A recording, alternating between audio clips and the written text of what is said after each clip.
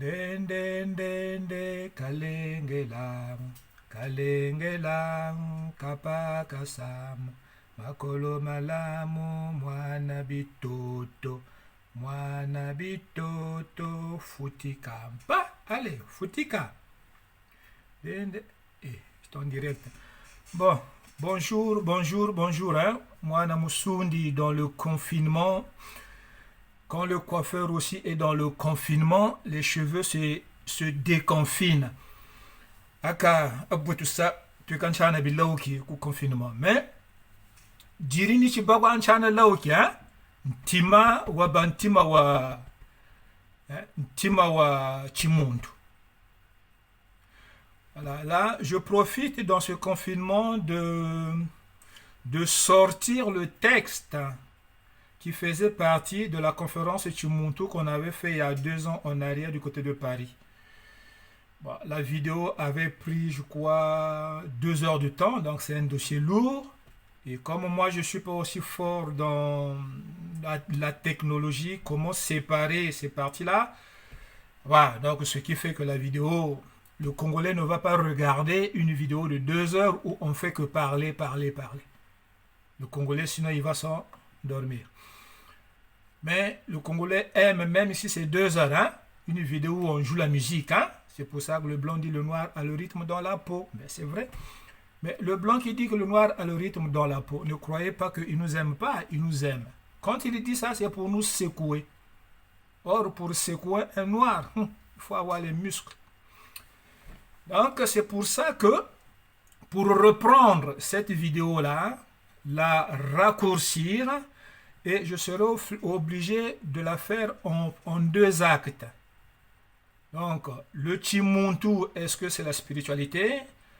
Donc, en somme, c'est pour définir et traduire le Chimuntu en français. Ou définir la spiritualité en français en Kikongo. Voilà. Et la deuxième partie sera, on verra, si la suite, c'est-à-dire la suite, on parlera de nos lacunes, contrairement à l'esprit Machua, Kimbangu et Matemwa Kalenge, dont on ne parle pas aussi. Donc, on parle là sur le Chimuntu. Est-ce que le Chimuntu, c'est la spiritualité? La définition d'abord. Le terme Chimuntu. Donc le terme Chimuntu vient du vocable Muntu qui est, semble-t-il, le terme générique qui veut dire être humain dans la langue Congo. Donc ça désigne les 2 sexes. Muntu Anzita, Muntu Ajitama, Muntu Anzita et Muntu Anlangu. Nzita. Njita, c'est le paquet, hein? Celui qui conserve, hein? Celui qui conserve le Nzita. Non, voilà, le Nzita, c'est celui qui conserve le Langu. Langu, c'est la femme. Voyez-vous? Donc, ceux qui pensent que, surtout les femmes rebelles là, pensent non, hein, je ne serai jamais sous l'autorité d'un homme. Mais l'autorité, c'est quoi? L'autorité, c'est quoi? Ce n'est que le respect d'une structure établie dans un foyer, au niveau de la société, au niveau national. C'est tout. Hein? Pourquoi on dit Muntu en Langu, Muntu en Zita? Tu ne peux pas être un Muntu en Zita et avoir une femme. On ne peut que confier une femme à celui qui est une Zita, ou Wajitama. Vous voyez? Et toi qui es un Langu, c'est quoi un Langu? Langu, c'est l'eau. Tu es là pour étancher la soif de celui qui te Zita. Comprenez? Hein? Voilà. Et même dans la Bible, on dit, on reproche à l'homme, au sexe masculin, pourquoi tu vas étreindre les seins d'une étrangère? Bois plutôt l'eau de ta propre source. Voilà. Donc l'eau de ta propre source représente ta femme, ton épouse. Ça, c'est dans Ecclésiaste. Voyez-vous? Voilà. Donc, en Congo, quand on dit Muntouan Lango et Muntouan Zita, ce sont les deux sexes, masculin et féminin. Donc, ça paraît clair, n'est-ce pas? Maintenant, on dira que le Chimuntu, c'est la vertu ou qualité que reflète celui qui est normalement dans la personnalité identitaire Muntu. Uniquement. Car en réalité,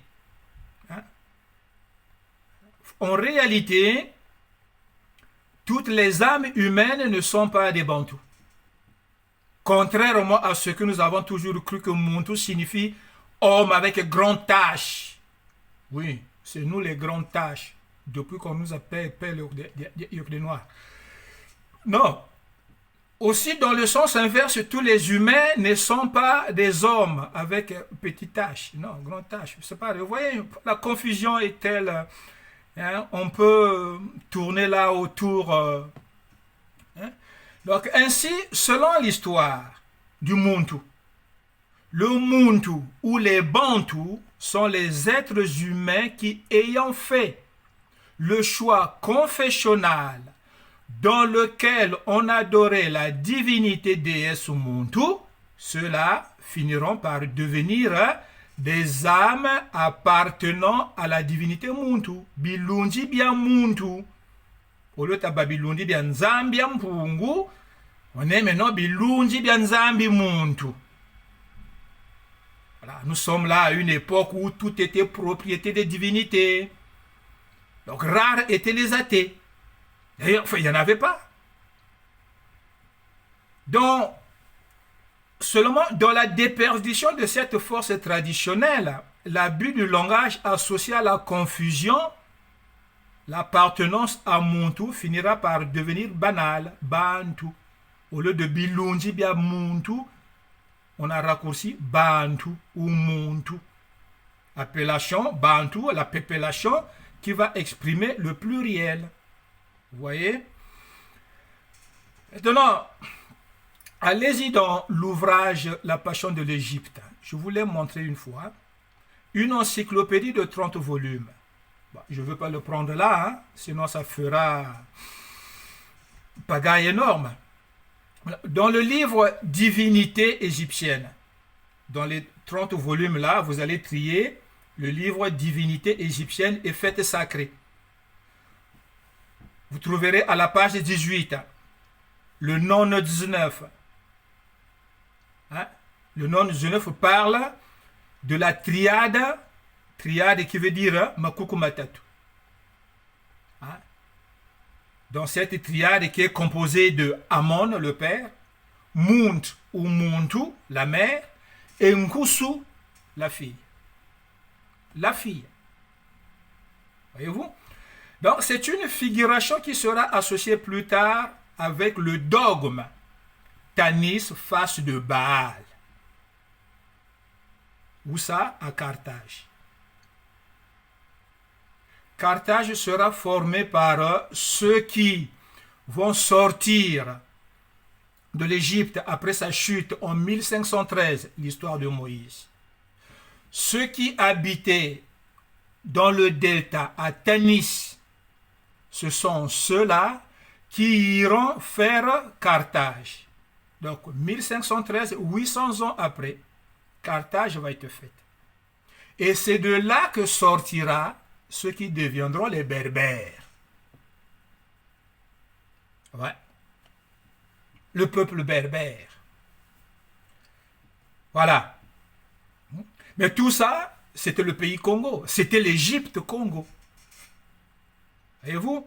Donc, lorsque la Bible, encore la Bible, ben oui, je m'en fous moi. La Bible me permet de retrouver les traces Congo. Et ça agace ceux qui sont fans de la mythologie.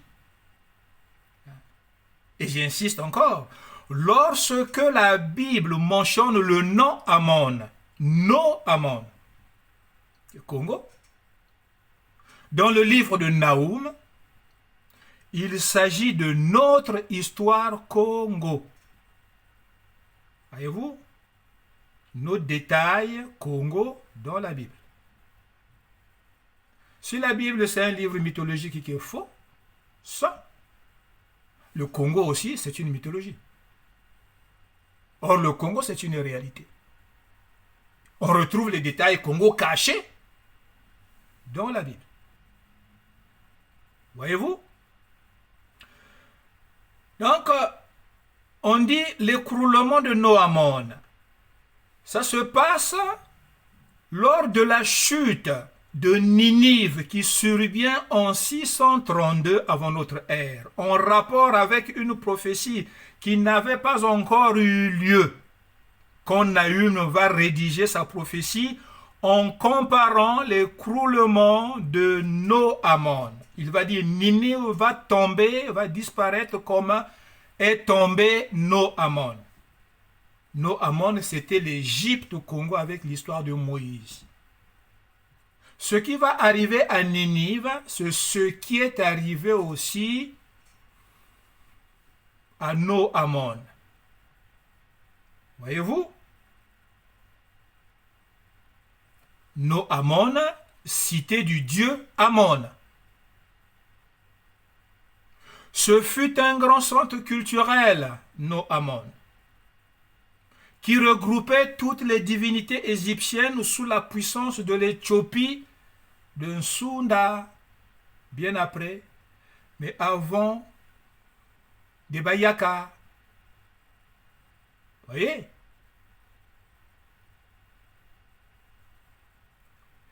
La femme du dieu Amon était Muntu, sous la forme de la hyène. Vous connaissez tous la hyène. Donc, on va imiter la façon de vivre de cet animal pour forger un régime qui deviendra matriarcal chez nous, les Bantous, les Sundis. Tous les peuples du Congo actuel ne sont pas sous régime matriarcal. Il y en a qui sont sous régime patriarcal. Mais ceux qui sont sous régime patriarcal ne sont pas des Bantous. Voyez-vous? Donc, quand vous voyez une image qui va inspirer ceux qui avancent la théorie et mythe de l'androgynie, aujourd'hui, un peu partout, dans les églises éveillées, on parle aussi de l'androgynie. Ça, c'est pour endormir nos sœurs qui se sont fait posséder par les gourous pasteurs. Dans la mythologie grecque, l'androgynie, c'est devenu la fameuse Andromaque, femme de Hector et mère d'Astyanax. Mythologie. Donc, en parlant d'Amon, cette ville deviendra Thèbes sous la puissance grecque. Ce qui est Thèbes aujourd'hui, c'était la ville d'Amon, c'était le pays d'Amon. Maintenant, une question qu'on pourrait poser là, c'est de savoir, les Zoulous par exemple, sont-ils des Bantous? Non. Ce sont des Congos.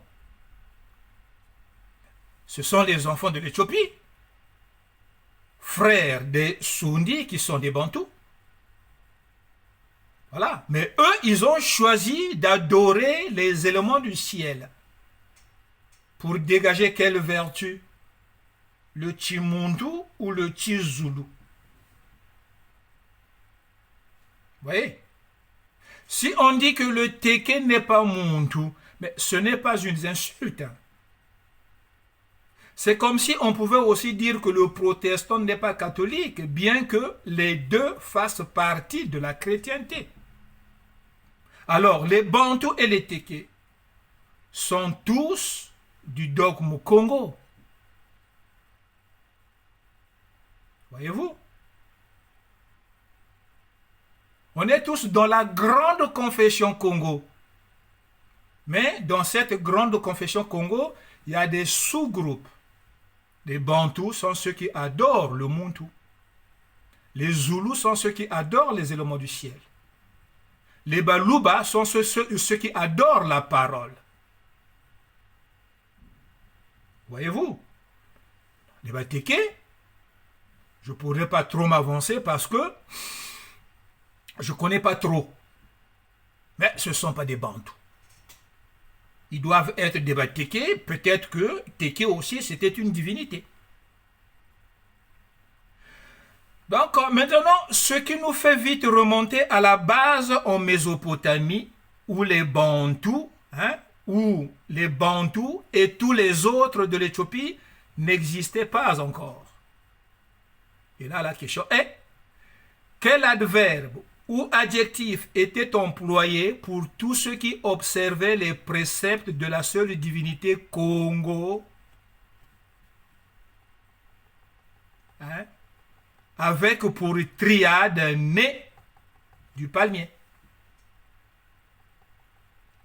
Triade né du palmier qui deviendra plus tard la croix oncée en Égypte. Je le répète encore, en Mésopotamie, le palmier fut le premier de tous les arbres sacrés, source de richesse, qui va inspirer la Trinité symbolisant la naissance, la vie et la mort. La théorie de la réincarnation est tirée du palmier, qui va être développée en Asie. C'est pourquoi partout où le Kamite, ceux qui disent Kémite, c'est pour s'éloigner de la Bible. Or, la vraie définition de ce mot Kamite, c'est les enfants d'un Kami, la fourmi rouge. Rouge ou bordeaux. L'explication qu'on retrouve encore en Éthiopie. Dans le mot Éthiopie. Vous voyez? Donc, vous pouvez fuir. La corde, vous ne faites que tirer sur la corde, quoi. Mais la corde est tellement extensible, vous n'irez pas plus loin. Voilà. Il fallait que le palmier soit la plante emblématique partout où le chamite s'installait, où l'enfant Congo s'installait, où le Kushite s'installait. Voyez-vous? On peut donc associer le Chimuntu, qui est une forme de respect ou de dévotion qu'on accorde à la moralité ou aux choses sacrées de la société ou de la vie. La traduction du Congo en français sera donc Chimuntu voudra dire piété. Piété qui est très loin de la spiritualité. On ne peut pas dire qu'une personne pieuse est spirituelle. Non. Vous voyez? Et encore, ce mot piété tire son origine dans un nom romain, pietas. Voyez-vous? Non, à croire que Rome voulait à tout prix battre le record des divinités Congo, le peu qu'il avait trouvé en Égypte, plus ce que les Grecs lui avaient apporté. Voyez-vous? Donc Rome fera de Pietas une divinité avec un temple. Voilà. Donc on est tous comme des serpents qui pensent que la queue n'est pas lui. Et il va bouffer. Voilà. Maintenant, la grosse question qui énerve les pasteurs, voilà. La grosse question qui énerve les pasteurs. C'est pour ça que j'ai dit qu'un pasteur noir ne peut pas être pasteur. Quelqu'un qui se fait pasteur s'il n'a pas une connaissance exacte, ne peut pas être pasteur. Ne peut pas. Et surtout que nous, tant qu'on n'a pas compris pourquoi on est noir, on ne peut pas être pasteur. Voilà. La grosse question qui énerve. Que signifie spiritualité en Kikongo? C'est le but même du sujet. Donc, la traduction du mot spirituel en Congo. Comme je dis que tout le gros nœud du problème de l'humanité est là. Personne ou aucun groupe de chercheurs ne s'est penché sur la question. Peut-être qu'ils l'ont fait auprès de ceux qui sont devenus blancs et ils ont caché. Pour abrutir encore ceux qui sont devenus noirs qui ne cherchent plus. Qui attendent toujours qu'on leur jette des miettes et à partir de ces miettes-là, ils se font des thèses. Ce qui fait que les réflexions des intellectuels ne peuvent pas être boostées. Non. La preuve en est qu'aucun document religieux ou profane a pu définir en 2, 1 ou 3 mots le mot spirituel. On n'a pas. Le plus souvent, dès qu'on évoque ce mot spiritualité, c'est tout de suite la porte de la religion qui nous est ouverte. C'est comme si c'est la religion qui a inventé ce mot. Donc, contrairement à l'expression Timuntu, qui peut être traduite par la sagesse exprimée d'une personne athée, non, peut-on attribuer la spiritualité sur une personne athée, bien qu'il soit sage? Pourtant non. C'est systématique. Maintenant, pourquoi cette réponse spontanée? Tout simplement parce que la spiritualité n'est pas née de la religion. La religion proprement dite. La religion est l'œuvre des humains pour s'éloigner de Dieu, contrairement à la spiritualité qui devrait être un ancrage pour l'être créé afin de ne pas oublier sa source. Quelle source? La source primitive. Tous les êtres humains sur terre sont des croyants. Même celui qui prétend être athée. Celui qui est athée aussi croit, car plus d'une fois, dans sa vie, il a fait une prière de façon inconsciente ou en toute conscience. Donc, contrairement aux bêtes sauvages, même bêtes domestiquées, ce serait quand même insultant qu'on nous dise que nos ancêtres sont des singes dépourvus de conscience. Est-ce que sommes-nous descendants du singe? Ou est-ce que nous sommes descendus de l'arbre à singe? Maintenant, ceux qui sont devenus blancs, ils ont fait exprès de placer Grégoire. Vous connaissez tous Grégoire au Congo. On a placé Grégoire dans un parc zoologique, mais c'est pour l'observer. Espace bien choisi, cet espace était la Patte d'Oie, pays de Bambamba. Pourquoi? Pour qu'il soit bien observé dans son milieu naturel, tout comme devant tous, comme témoin de son évolution. Son nom était bien choisi, Grégoire. Mais pourtant, Grégoire est resté grégaire jusqu'à sa mort. Ah si, évoluer dans le sens négatif, oui, Grégoire, il avait évolué. Hein? Bien qu'il est resté grégaire, mais il avait évolué. Mais dans le sens négatif, il avait réussi de tenir une cigarette comme une star de cinéma, savoir la fumer, savoir la finir. Oh oui. Il avait perdu des poils jusqu'à devenir chauve. Et là, les scientifiques commençaient à dire, ah, ça va marcher. Notre théorie finira par trouver une conclusion. hein, la peau de Grégoire était devenue lisse. Sauf comme le Sénégalais qui ne met pas de crème au corps. Observez bien. Ouais. Mais Grégoire était resté grégaire. Hein? Oui. Grégoire est resté orthodoxe. Maintenant, preuve que ces blancs-là avaient fait exprès de le placer en observation parce que à sa mort, son corps, non pas son cadavre, fut récupéré par eux. Pourquoi? Mais pour eux, sa mort était peut-être prématurée. Est-ce qu'il avait eu le temps à l'intérieur d'évoluer? Parce qu'ils attendaient que Grégoire se lève, que Grégoire parle. Mais là, plouf, catastrophe, Grégoire est mort. Donc, là aussi, il faut bien faire la différence entre un cadavre et un corps inanimé. Hein? Grégoire n'était plus considéré comme un cadavre.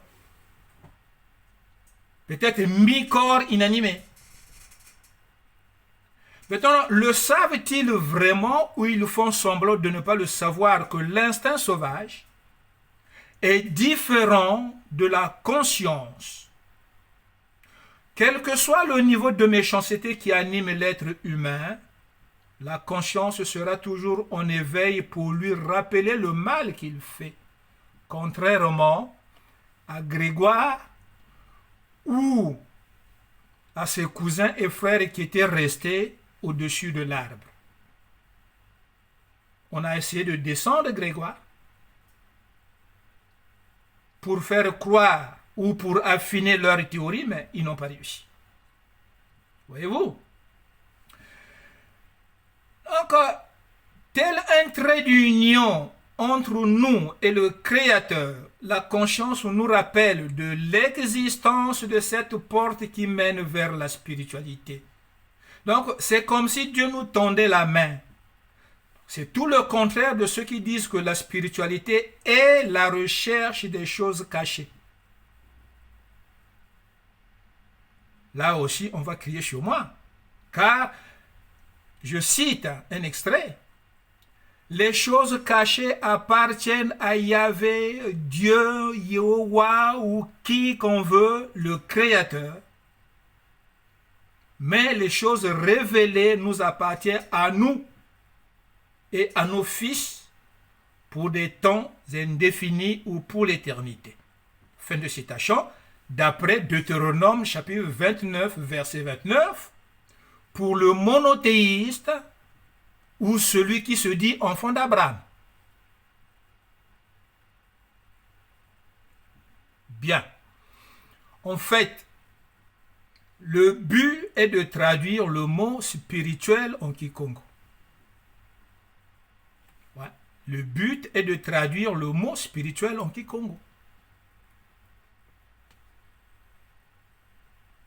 Donc la définition exacte est dans son concept universel. C'est ancré dans les consciences de nous tous.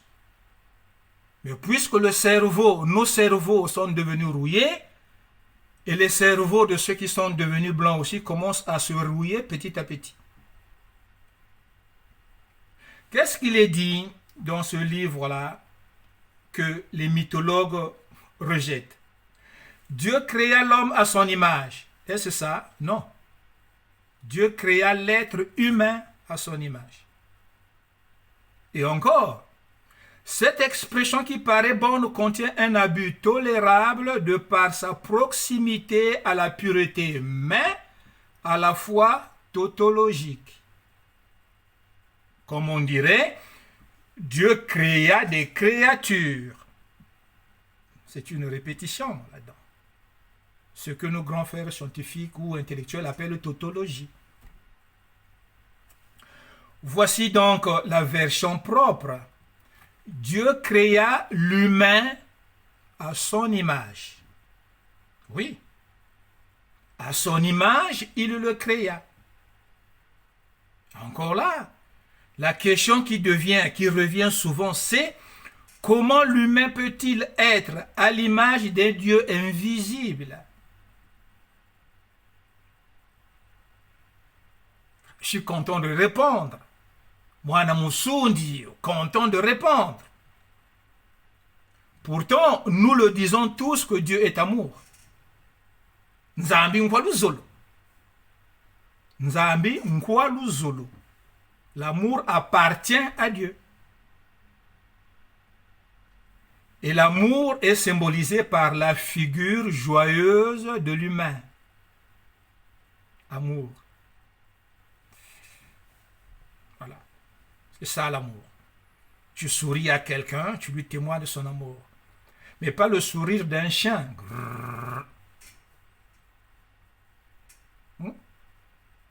Ensuite, cet même amour fait partie des 4 principaux attributs de ce Dieu créateur que le créé doit manifester sur ce qui lui sera confié par la suite sur terre. Nous en Congo on dit Tatana mama nzambi za ntoto. Ntoto. Les terriens. Bala bantoto. Bantoto. Si on dit bala bantoto, ça aussi c'est une tautologie, mais bantoto. À condition que ce tatana mama puisse parvenir de refléter et de transmettre ces mêmes attributs. Voilà l'image. L'image c'est quoi? C'est un reflet. Maintenant, y a-t-il un terrien, un humain, un muntu, un homme, un arabe qui est parvenu à maîtriser ses attributs pour pouvoir les refléter dans ce monde enténébré? Si oui, celui-là ou ceux-là sont spirituels. Là, il n'y a pas de doute. Dès qu'ils passent là, ils reflètent l'image de Dieu. Ils sont spirituels. Ben oui. Hein. Donc, si nous prenons avec tolérance la notion muntu pour désigner l'être humain en Kikongo, le Chifwani n'est autre que la spiritualité. Nzambi wasala muntu muchifwani tiandi. À la seule différence au niveau de l'accent, le Luba, qui n'est pas pourtant muntu, dira pareil. Dans son dialecte Congo et dans mon dialecte Congo, ce qui fait la langue, c'est la compréhension qu'il y a entre le Muluba et moi sans qu'il y ait un interprète. C'est ça la langue. Voyez-vous? Mais le meilleur est dans le Lingala. Pourquoi le Lingala? Parce que le Lingala n'est pas une langue au Congo. Voyez? Qu'est-ce qu'on dit en Lingala?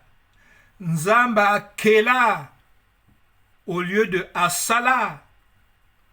Nzamba Kela Mtoto na Elili na Ye. Sont là les termes appropriés pour retrouver la pureté de la phrase. On n'est pas dans la pureté, mais pour retrouver la pureté de la phrase. Voyez-vous? Dieu ne travaille pas. Si on dit Nzamba Sala, non. Là, c'est le Kikongo qui est en train de venir retrouver le Lingala pour le noyer dans la confusion. Dieu ne travaille pas. Tellement puissant par la parole, sa volonté devient manifeste. Voyez? Maintenant, pour nous, la perte de la puissance pure dans les mots que nous employons au quotidien fait défaut à notre avancée vers la spiritualité. C'est tout simple. Impossible donc de refléter l'image de Dieu. Pour les adeptes du monothéisme, est-ce que Abraham était spirituel? Quelle langue il parlait? On va dire il parlait hébreu. Non, Abraham parlait araméen modifié. Ce qu'on appelle le hébreu aujourd'hui, c'était le araméen modifié. Être hébreu, ce n'est pas un peuple. Avant, c'est aujourd'hui, avec l'abus de langage, on dit les hébreux. Est-ce que Abraham était spirituel? Pourquoi Abraham, diriez-vous? Mais parce que il est le premier hébreu, un nom avec l'esprit péjoratif qui lui sera attribué par les Chamites, Cananéens, Phéniciens et Égyptiens, Congo, qui eux habitaient dans des cités. Le contexte, voilà qu'un Sumérien, fuyant le dogme de la lune, lune qui veut dire Luna, qui deviendra Allah, à la recherche d'une terre encore primitive, retrouvera sur son passage un peuple issu de la première civilisation mère, Congo. Il ignorait peut-être qu'avant ses pères, il y eut d'abord d'autres en premier.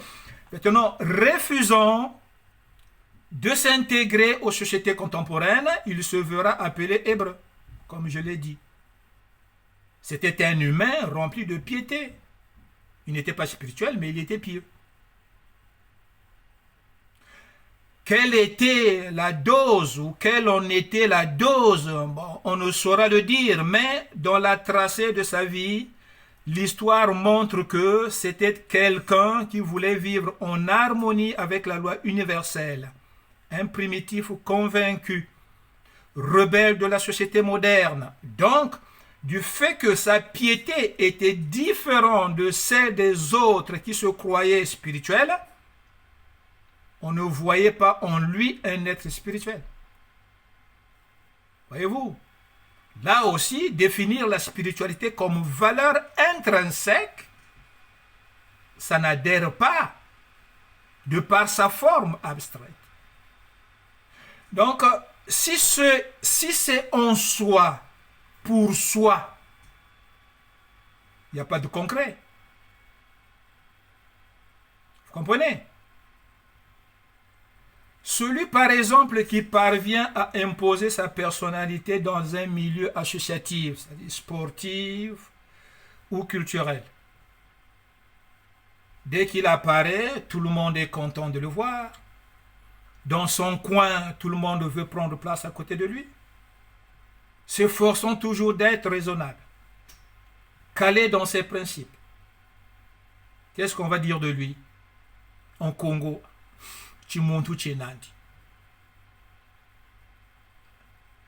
Il a une personnalité. On va dire qu'il est spirituel, peut-être par abus de langage. Voyez-vous? Mais le français dira quoi? Le français ne va pas dire qu'il est spirituel. Non. Il va dire plutôt, ce type, il a du caractère. Ah ouais. Il a du caractère. Il a une personnalité qui ne peut pas être corruptible. Il dégage une force de personnalité qui est propre à lui, c'est ce qu'on va dire. Qui est attirante. Alors, valeur intrinsèque ou valeur extrinsèque. Ceux qui disent que la spiritualité sont les valeurs intrinsèques. Là aussi c'est faux. Maintenant, nos frères fanatiques qui disent que la spiritualité est innée chez les Noirs, il nous faut donc aussi une religion comme les musulmans, aussi comme les chrétiens. Mes frères, mes sœurs, mais l'islam et le christianisme romain ne sont que n'ont fait que imiter le fondement du dogme Congo. Donc ce sont eux qui sont comme nous. Pour ainsi dire que on est tous identiques. On a la même identité qui change de graphique et de couleur selon les époques, mais loin, très loin de la spiritualité qui est une identité primitive. Vous comprenez? Maintenant, nous, pour avoir perdu la première place dominante, nous voilà en position de noir. Les premiers seront les derniers. Maintenant, avec notre spiritualité soi-disant innée, mais le discernement ne nous a pas permis de voir la fourberie de celui qui plus tard deviendra blanc.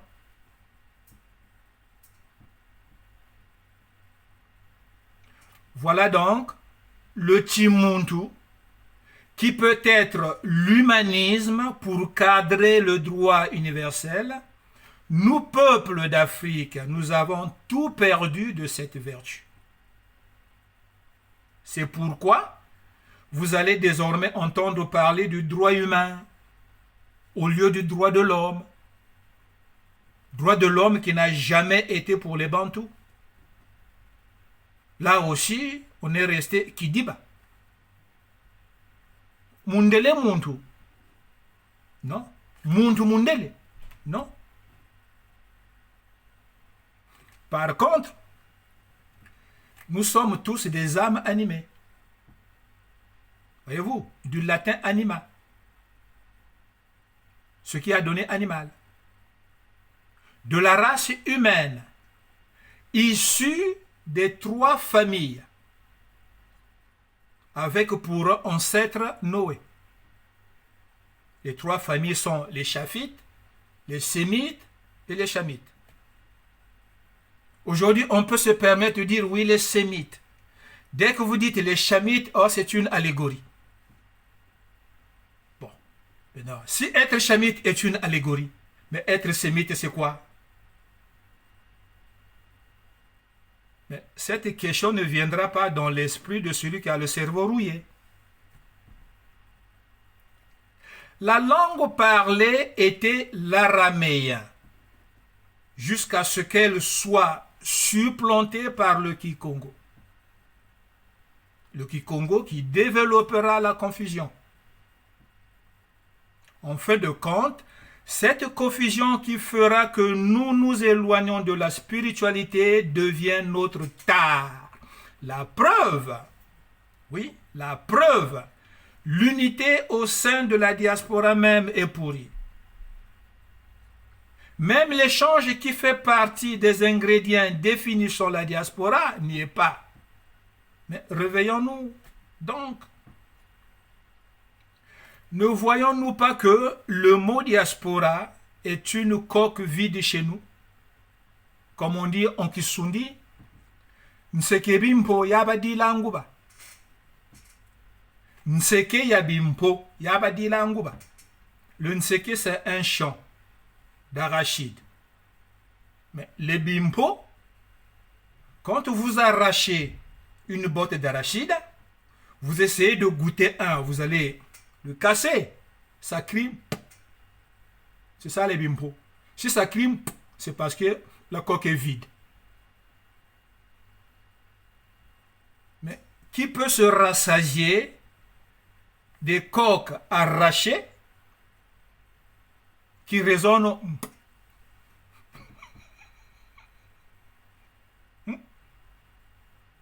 Voilà comment sont nos cerveaux.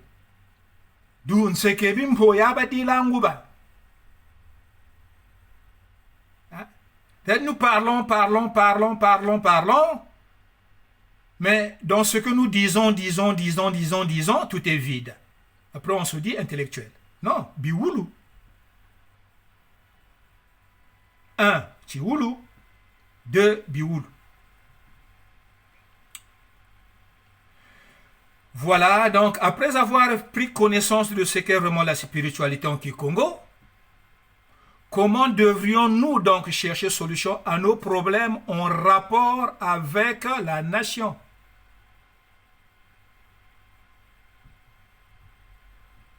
Grosse question dans le confinement. Je veux m'arrêter là pour la première partie, parce que 45 minutes, c'est déjà beaucoup pour le cerveau rouillé. Et je vais faire une deuxième partie, comme je l'ai dit au début. La deuxième partie, ça sera la suite où on parlera de nos lacunes, contrairement à l'esprit Machua, Kimbangu et Matemwa Kalenge, qu'on ne cite presque jamais parmi les révolutionnaires, les activistes dans le Congo. Matemwa Kalengu, c'était un Moulouba.